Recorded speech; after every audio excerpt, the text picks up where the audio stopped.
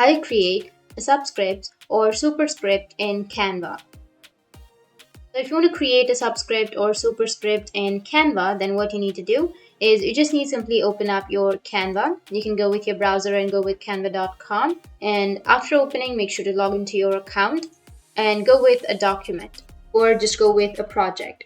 Once you've selected your project, now if you want to create a superscript or subscript, then unfortunately we cannot subscript or superscript in Canva directly. For this, we need to merge two text boxes. Now type T and you will have a text box. Once you press T, you will have your text, right? Now you can simply enter something on your text. After entering something, you will have this X, right? So you can just simply adjust your X wherever you like. And once you have your X, now if you want a square to this, then what you need to do is again press T and you will have the next text. Now you can just simply enter 2 on this text. And once you've entered, you can adjust the font size.